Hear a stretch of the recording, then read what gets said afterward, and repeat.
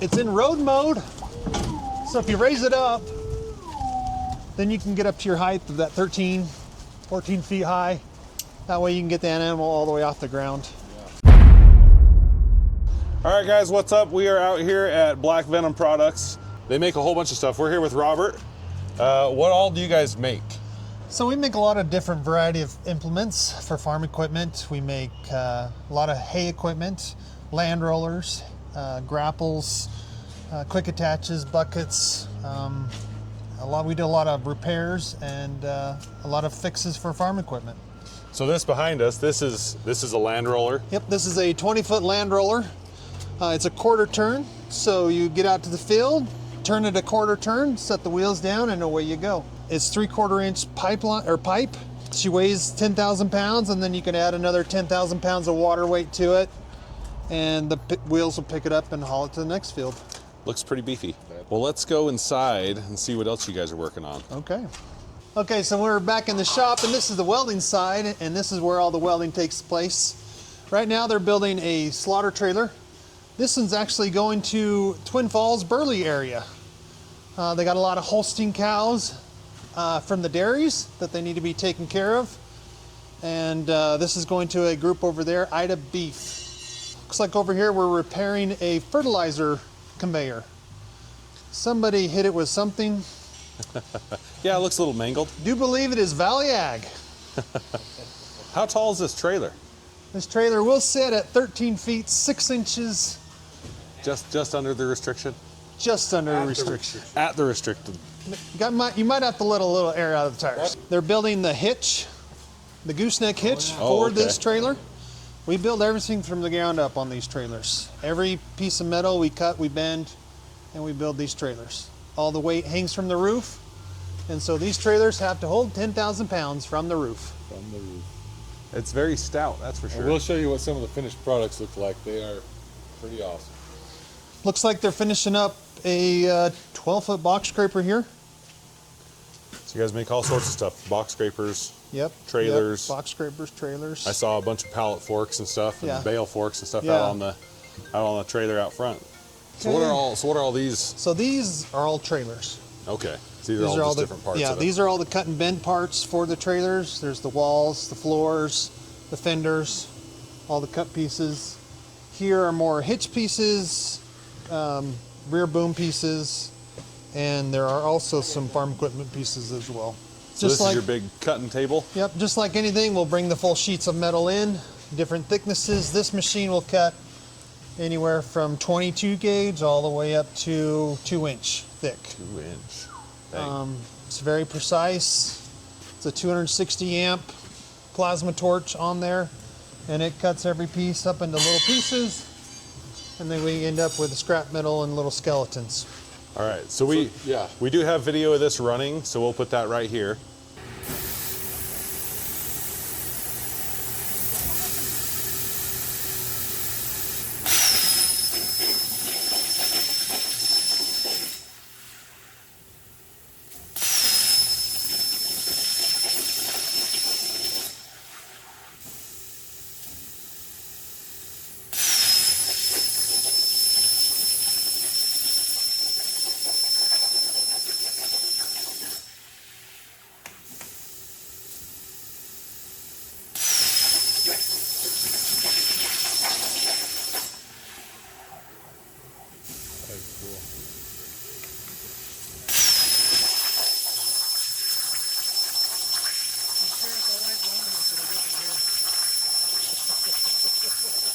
I'm only trying to look at it through the camera, not with my eyes.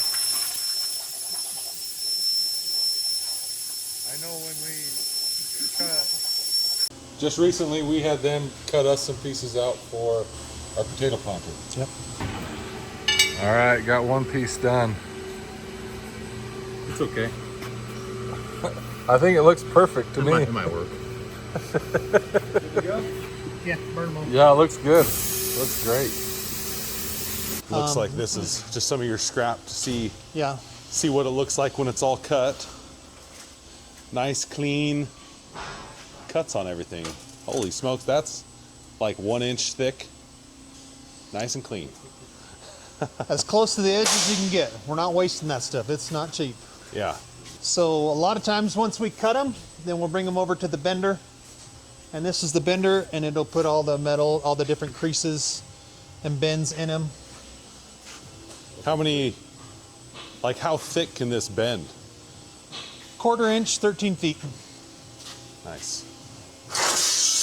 So one example, when you put a bend in something, if this piece was flat, just like the ones on the table, they bend, they're floppy. But you put 2 bends in it, and it triples the rigid. strength of it. Yeah. And it allows you to build the trailer lighter. If you had to use tubing or angle iron or C-channel, you can't get them this thin, and they're strong, Yeah. but too strong. You only need as much as you need. So we've got our bandsaw, What is this? and then we have Thing our right here. dragon. So this is a CNC tube processor. So you can put a tube in here and it'll spin it and cut holes and everything in it. So we had to build quite a few of these for Mickelson Farms for their potato planters. Okay. They're going to put rollers behind it, and all we did was we put it through. It would cut the piece, put the holes in it, and cut off the next one. We needed 26 of these. This little machine did it in about 15 minutes. Dang. Yeah. So it does everything. It spins it and cuts and Spins, does all cuts, that. and does it all. Yeah. Other than just building your own products, if a farmer needs something specialty made, you guys can make that for them too, kind of like how you cut out those brackets for us. Right, right. And so one thing that we have is we've got 2 engineers on staff. Okay. And one of them is my brother. So we both grew up on the farm, and we understand how things break, why they break, and how to fix them, where to add more metal, and what to do to make it so it never breaks again. Yeah. And so that's kind of been our thing is, we can take just about anything, we can copy it, just like your little brackets. Yep. Took 2 minutes to draw up, another 10 minutes to cut them out, and you're done. Yeah. So Yeah. And that was nice because we were down, we were gonna have to order something in, and the ones that we could order were too thin. So being able to come and just get them cut out same day, we were able to put that planter back together and get it out the door. And we also won't tell Robert here, but the thinner sheets of metal from Lockwood that we were going to get and put on were, I think, close to $50. It was like $48.90 something. Close to $50 per piece. That was, granted, they were powder coat or whatever. But we got the same parts cut out from him, twice as thick, for half the cost. dang it, I should have charged him more. Don't tell him that. But, and he did it while I waited here for an hour. Yeah. No. Instead of having to order something and wait for it. Yep. So let's go over see those slaughter trailers. So right here we've got our smallest slaughter trailer. We insulate everything.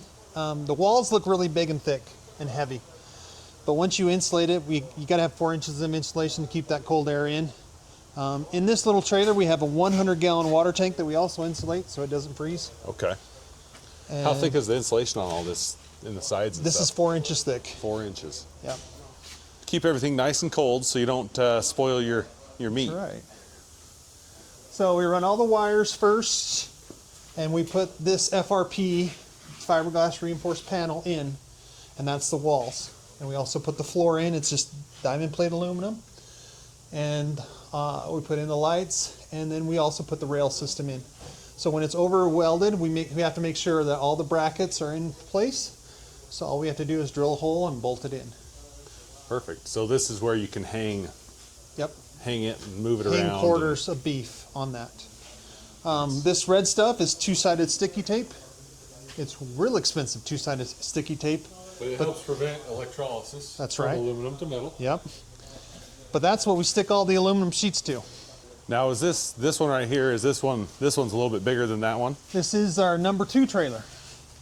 It is gooseneck. It's a little bigger, a little wider. Okay. So But yeah. what's this space right here for? Just This storage? is the gut compartment. Okay. So once you kill the animal, usually you can take all the guts, put them in a barrel, and then you'll have a little winch here that'll help you pick up that barrel and you slide it in and off you go. Awesome. And there will be, we'll look at some, but they put a generator on them. Yep. Yep, the one outside, yeah, it's got its generator, and we don't skimp. We actually put Honda generators. Yep. All the parts and pieces we use, we try to get the best there is in the industry. because we don't want these butchers to have any trouble out there. To keep them cool, they're like the semi-refrigerator. Yep. Yep, they're big reefer units. They're about a 12,000 BTU reefer, all ran off electric. So they run off a generator when you're out in the field, but when you get back home, and you plug it in, and you can just keep running it day and night until you get to it. So this one's a little bit bigger. Interior, so you can haul more. Really, these are designed so the butcher can go out, fill it up, bring it back, offload them, wash it out, and do it the next day. In the butchering world, money is made by the animals you put through your butcher shop. If you can't get animals to your butcher shop, that's your bottleneck. So if this takes away that bottleneck of getting animals to your butcher shop, sky's the limit.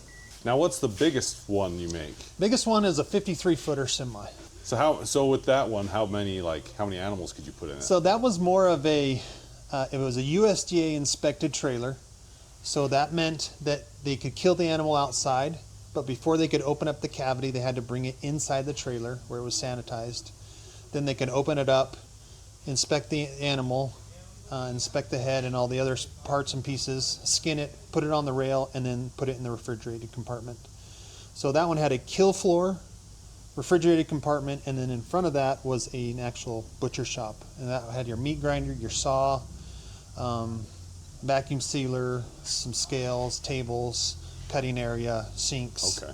So that was actually your start to finish. That was a start to finish. Like a shop business. Right. Versus these are just more on the of a wheel, kill, yeah. You know. And so his idea was that one is they could take it to an actual ranch, leave it there for a month, and we actually built them a separate trailer that hooked up right to it that was refrigerated so they could bring these animals in, get them processed, take them down to the subprimals, vacuum seal them, load them back on this trailer and haul them off and take them to their restaurants. Okay. So you can custom build these for... It seems like none of these are ways. ever the same. They're always different. They're always a little bit different. We want to make sure that it performs to whatever they want and however they want. We kind of had to differentiate and get people started. This is a number 1, or this is number 2, or this is number 3 to help people understand, okay, this is where you want to be. This is where we start. Now, what little things do you want to change? We've actually been doing a lot with the ITBC. That's the Intermountain Buffalo Council. What their goal in life is to make sure that every reservation has their own herd of buffalo. They want to reintroduce the bison back into the wild and have their own herds, be able to eat their own buffalo meat, give it to their own people, and harvest and continue to grow those buffalo herds for years and years and generations to come. Well, that would be awesome.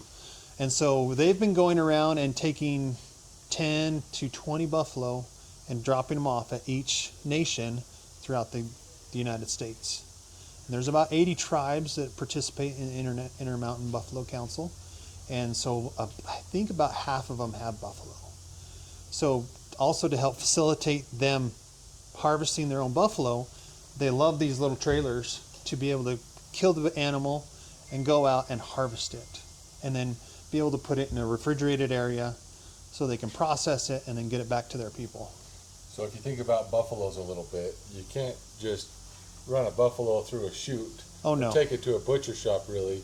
You got to shoot it in the field, back the trailer up to it, raise it up, hang it, you know. I've seen it done, but Yeah, buffalo are a little bit different than just they're cows big. Yeah, or whatever. they're you a know. big animal. Yeah. So yeah, we can go out and look at another one out here that's a little further along. Right there, we got 2 box scrapers from them, so they're loading them on our little trailer we got there. So we'll be using those throughout the year. Well, how many of these trailers have been kicking out at a time? We're trying to do one. These smaller ones, they go pretty quick. So probably about 1 a week. The bigger ones take a little bit longer. But we've got quite a few on order, and they've been going like hotcakes. So as you can see, yeah, we got the Honda generator up there. We actually convert the generator so it runs up for propane, because you also have a hot water heater, instant hot water heater on the side that also runs off of propane. So Nice. instead of carrying 2 different fuels, we only got the one. Of course, down here we've got your hydraulics for the jacks, a water pump. We actually put a little heater in here just to help maintain that compartment from freezing. Yep. Of course, you got your wiring. This is your transfer switch, so you can transfer between that power from the generator, or you can get it from the house. And in here you've got your hydraulic jack button, your water heater, water pump, and that kind of stuff. Nice. So yeah, you open them up. So this is the size of the one we just saw, Yep, the yep. size 2. So this is your, this is the number 2. This is your Okay. gut compartment. There's the refrigeration unit up top. It's a King Tech, really great machine that keeps everything cold. And then back here we've got our 2 booms, and these are the guys that do all the lifting and all the heavy work. This one, it's in road mode, so if you raise it up, then you can get up to your height of that 13, 14 feet high. That way you can get the animal all the way off the ground. Now how much can those lift? So they're 8,000 pound capacity winches, and so 8,000 pounds, but I haven't seen a cow that big yet. That'd be a big cow. Whatever animal you can kill. Here. So when you look inside, yeah, this one's got just about everything ready to go. Okay. This is called a rail extension, so that would actually hook up onto that boom up there. That way the rail is outside. You can put the Gotcha. animals on in, roll them on in on their trolleys. There's the refrigeration unit. Up there we've got their batteries and hydraulics for the winches on the back. Cool. It's definitely a good do everything trailer. Yeah, like I said, Do all your butchering. we don't want that butcher to depend on anybody. He's got to be all by himself. Yeah. So, like I said, these are kind of the smaller ones, and the bigger ones just keep getting bigger. So, Semi-trailer, that's pretty big. yeah. So these are the 2 little box scrapers we ordered because we have 2 little tractors that we could use some scrapers. Now how big and how small do you make scrapers? So, box scraper, I think the smallest one we make is a 5-footer. The biggest one we'll make is a 12-footer, and that'll be on a Cat 3 or Cat 4 tractor. So you can get your big old John Deeres out there all dualed up, and There you go. hopefully it holds together. And then these are your, I see bale forks. What is this guy? So this is called an accumulating grapple. So if you've got your small bales out in the field, you skid this along the ground and you kind of scoop up the bales. So you get the first 4 in, then you do the next 4, and the last 2 you got to hit here, turn it sideways. So you've got 10 bales. Nice. 10 bales on their edge, and you can pick them up and set them down on your trailers. Various different sizes of bale forks. So yeah, so we've got all the way down, all the way on that side, we've got the big wheel loader ones. That's your JRB 416. That's a lot of your John Deeres in case. That's the one we would use. Yep. On this side, we've got, actually for your telehandlers and compact, it's got a Cat IT28, so that'd be your Cat telehandlers. And then as we get down to smaller tractors, we've got a Euro mount for all your John Deeres, and then on that one, it's got just your normal skid steer. And these extend up.